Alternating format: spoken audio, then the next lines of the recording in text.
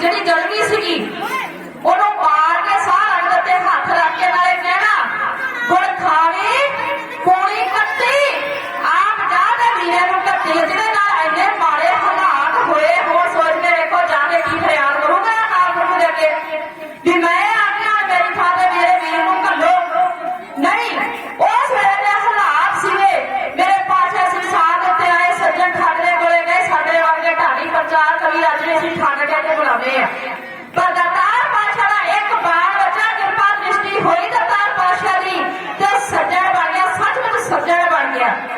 ਤੇ ਗੁਰੂ ਨੂੰ ਪਿਆਰੀ ਸਾਧ ਸੰਗਤ ਖਾਲਸਾ ਦੀ ਬੜੀ ਕਢਾਈ ਦੇ ਕੋਲ ਗਏ ਜਿਹੜਾ ਹੰਕਾਰ ਵਿੱਚ ਬੈਠਾ ਸੀ ਬਦਗੀ ਦੇ ਵਿੱਚ ਲੀਨ ਸੀਗਾ ਪਰ ਹੰਕਾਰ ਸੀ ਦਾਤਾਰ ਪਾਤਸ਼ਾਹ ਨੇ ਐਸੀ ਕਿਰਪਾ ਦ੍ਰਿਸ਼ਟੀ ਕੀਤੀ ਉਹ ਸੱਚ ਦਾ ਵਲੀ ਬਣ ਗਿਆ ਉਹਨੇ ਪੱਥਰ ਵੇਰਿਆ ਸੀਗਾ ਤੇ ਅੱਜ ਦੇ ਸਮੇਂ ਦੇ ਵਿੱਚ ਵੀ ਬਲੀਆਂ ਦੀ ਕੋਈ ਘਾਟ ਨਹੀਂ ਕੀ ਅੱਜ ਵੀ ਹਾਲਾਤ ਉਹੀ ਬਣ ਚੁੱਕੇ ਹਨ ਉਸ ਵੇਲੇ ਦਾ ਦਾਤਾਰ ਪਾਤਸ਼ਾਹ ਦੇ ਚਰਨਾਂ ਦੇ ਵਿੱਚ ਦਰਗਾਹ ਦੇ ਵਿੱਚ ਜਾ ਕੇ ਧਰਤੀ ਨੇ ਪੁਕਾਰਾ ਕੀਤੀਆਂ ਸੀਗੀਆਂ ਅੱਜ ਦੇ ਸਮੇਂ ਦੇ ਵਿੱਚ ਵੀ ਧਰਤੀ ਵੀ ਅੱਜ ਦੀ ਜਨਤਾ ਵੀ ਅੱਜ ਦੇ ਲੋਕ ਵੀ ਕਿਉਂਕਿ ਅੱਜ ਦੇ ਸਮੇਂ ਦੇ ਵਿੱਚ ਧੀ ਨੂੰ ਸਾਹ ਰੰਗ ਤੇ ਮੁੱਠਾ ਦਾ ਫੇਰੀ ਮਾਰਿਆ ਜਾਂਦਾ ਜਾਂ ਆਪਾਂ ਨੂੰ ਪਤਾ ਨਹੀਂ ਧੀ ਨੂੰ ਕਿੱਦਾਂ ਖਤਮ ਕੀਤਾ ਜਾਂਦਾ ਅੱਜ ਹਾਲਾਤ ਬਹੁਤ ਮਾੜੇ ਹੋ ਚੁੱਕੇ ਹਨ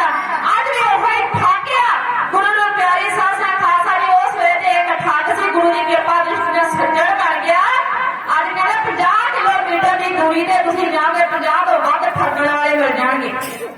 ਅੱਜ ਸਮਾਂ ਝੂਠਿਆਂ ਦਾ ਹੈ ਝੂਠ ਜਿੱਥੇ ਗੁਰੂ ਨੂੰ ਪਿਆਰੀ ਸਾਧ ਸੰਗਤ ਖਾਲਸਾ ਜੀ ਪ੍ਰਧਾਨ ਹੋ ਜਾਵੇ ਜਿੱਥੇ ਠੱਗਾਂ ਦੀ ਨਦੀ ਵੱਧ ਜਾਵੇ ਜਿੱਥੇ ਬਾਬਾ ਵਰਗੇ ਫੇਰ ਇਸ ਸੰਸਾਰ ਦੇ ਉੱਤੇ ਆ ਕੇ ਅਤਿਆਚਾਰ ਕਰਦੇ ਹੋਣ ਫਿਰ ਧਰਤੀ ਅੱਜ ਵੀ ਉਹੀ ਪੁਕਾਰਾ ਜਿਵੇਂ ਪੁਕਾਰਾ ਧਰਤੀ ਅੱਜ ਕਰਦੇ ਹੈ ਉਸ ਵੇਲੇ ਲੈਣਾ ਸ੍ਰੀ ਅਨੰਦਪੁਰ ਸਾਹਿਬ ਦਾ ਢਾਡੀ ਹੱਥਾਂ ਬੇਟੀ ਹਰਦੀਪ ਕੌਰ ਖਾਲਸਾ ਬੇਟੀ ਹਰਸ਼ਰਨ